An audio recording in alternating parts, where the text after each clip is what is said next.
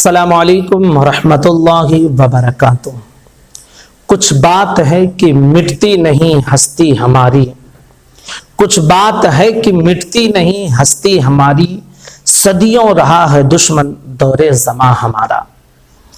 آج اس ویڈیو میں ہم آپ کو ارطغرل غازی کے حوالے سے بتائیں گے کہ یہ کون تھا۔ یہ ارطغرل غازی جو اس وقت ایک سیریل چلا ہوا ہے اور ایک دھن لوگوں پر سوار ہے اور بڑے شوق سے اسے دیکھا جا رہا ہے، اور اس کی دہشت بھی کچھ دشمنوں میں اتنی پائی گئی کہ تقریباً 20 سے 25 ممالک میں اسے بین کر دیا گیا، اسے دکھایا نہیں گیا۔ جانتے ہیں کہ ارطغرل غازی ہے کون؟ دراصل یہ کوئی سیریل، کوئی ڈرامہ اور کوئی جو ہے داستان نہیں ہے، بلکہ مسلمانوں کے حکمرانی کا ایک نمونہ ہے جو ارطغرل غازی کے زمانے سے ایک اہم اس کی شروعات ہوئی تھی۔ ارطغرل غازی سیریل جب سے یہ آیا ہے تو لوگ سلطنت عثمانیہ کو بھی جان لیے ہیں، اور ارطغرل غازی کون تھے اور کن کے نام پر سلطنت عثمانیہ بنی تھی، ان ساری چیزوں کو بہت حد تک وہ سمجھ چکے ہیں۔ دراصل رجب طیب اردگان نے جب سے اس کو پرمیشن دی ہے اور اس کی ڈبنگ ہوئی ہے اور کئی ممالک میں اسے الگ الگ زبانوں میں دیکھا گیا ہے، تو لوگ جو یورپی ممالک کے کچھ دہشت گرد لوگ ہیں جن کی ذہنیت خراب ہے اور مسلمانوں کو ہر وقت بدنام کرنے کی کوشش کرتے ہیں، ان لوگوں کے جگر پہ ایک ایسا تیر لگا ہوا ہے کہ جو برداشت نہیں کر پا رہے ہیں، اور بار بار رجب طیب اردگان کو اس کے حوالے سے دھمکیاں بھی دیتے ہیں اور طرح طرح سے ہراساں اور پریشان کرنے کی کوشش کرتے ہیں۔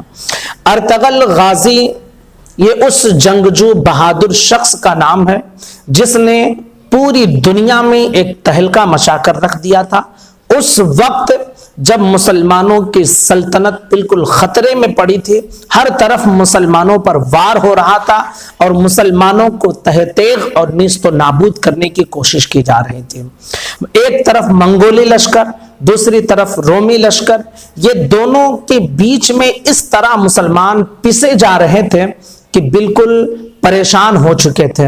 منگول جو ایک چنگیز خان کے لشکر تھے اور جو ہے انہوں نے اتنی تباہی مچا کر رکھی تھی کہ جب ان کا لشکر خوارزین کے علاقے میں پہنچا تو وہاں ایک قبیلہ تھا، ایک چھوٹا سا قبیلہ جو ڈر کی وجہ سے، دہشت کی وجہ سے اپنا علاقہ چھوڑ کر وہ ہجرت کر گئے تھے۔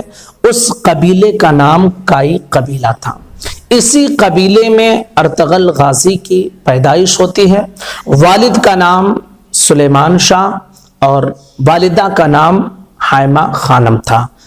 تو یہ ان کے والد تھے اور ان کی والدہ تھی۔ انہوں نے اپنے بچوں کی بہت بہترین انداز میں تربیت کی اور ان کو حوصلہ دیا اور بہادر بنایا۔ ان کے 4 بیٹے تھے، جن میں سب سے زیادہ کوئی جنگجو اور بہادر تھا تو وہ ارطغرل غازی تھا۔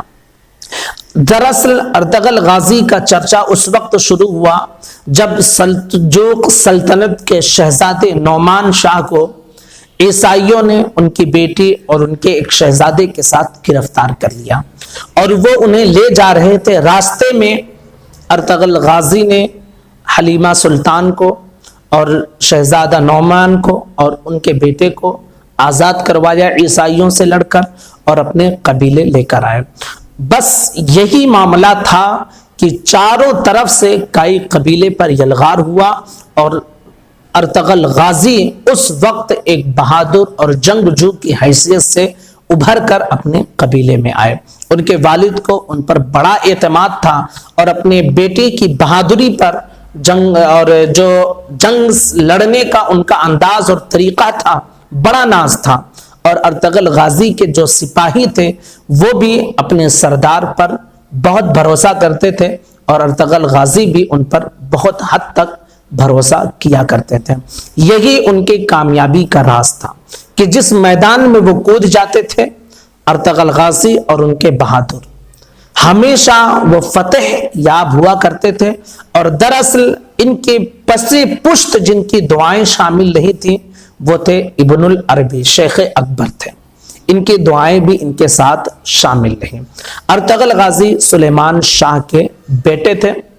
انہوں نے عیسائیوں سے لڑا اور جب عیسائی قلعے کو انہوں نے فتح کیا تو اس وقت یورپی ممالک میں اور جہاں مسلمانوں کی سلطنت تھی اور جہاں نہیں تھی ہر جگہ پر ارطغرل غازی کا چرچا ہو گیا اور ان کی بہادری کی دھوم مچنے لگے. ارطغرل غازی حلب سے اناطولیہ کی طرف اپنی بیوی حلیمہ سلطان کے ساتھ ہجرت کرنے کا ارادہ کیا.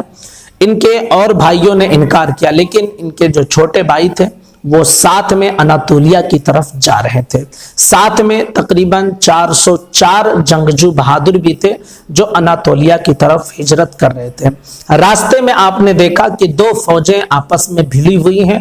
ایک فوج منگولوں کی تھی, ایک فوج سلجوق کی تھی, لیکن ارطغرل غازی کو معلوم نہیں تھا.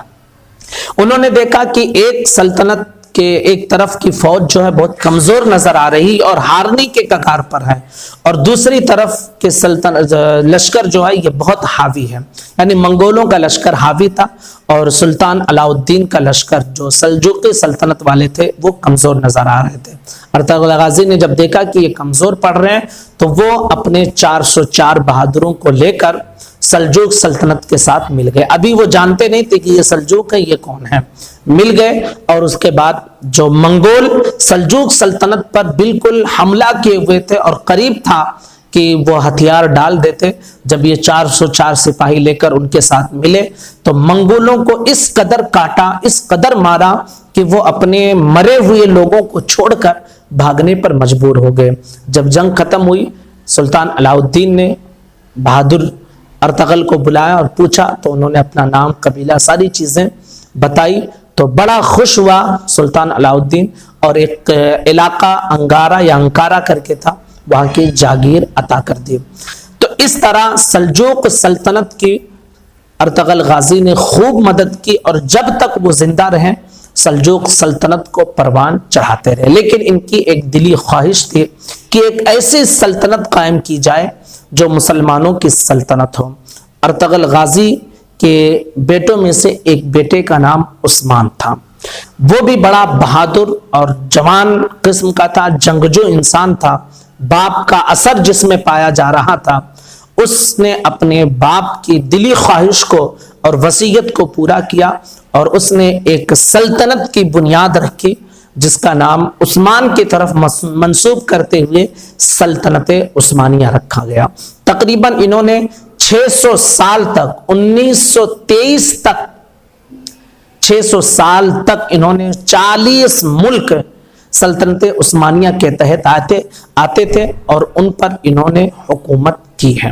لیکن دھیرے دھیرے جب ان میں خرابیاں پیدا ہونا شروع ہوئی اور ایک وقت وہ آیا جب جنگ عظیم ہوئی اور انہیں ہار کا سامنا کرنا پڑا تو اس وقت یورپی ممالک نے ترک جو وہاں پر تھا مصطفیٰ کمال پاشا کر کے اس سے ملے اور بہت سارے لالچ دیے اور ترکی جو سلطنت عثمانیہ کی باغ بیل جس نے ڈالی تھی وہاں جو ہے سیکولرزم کی بنیاد ڈال دی گئی اور سلطنت عثمانیہ کو ختم کر دیا گیا. تو یہ تھی مختصر کہانی ارطغرل غازی کی اور ان کے بیٹے کی اور ان کے والد کے بارے میں کچھ اور سلطنت عثمانیہ کے بارے میں کچھ. ہمارے چینل کے ساتھ جڑے رہیں, انشاءاللہ اس طرح کی چیزیں اور داستانیں جو اسلامی سلطنت کی ہیں ہم آپ تک پہنچانے کی کوشش کرتے رہیں گے. چینل کو ضرور سبسکرائب کر لیں. السلام علیکم ورحمۃ اللہ وبرکاتہ.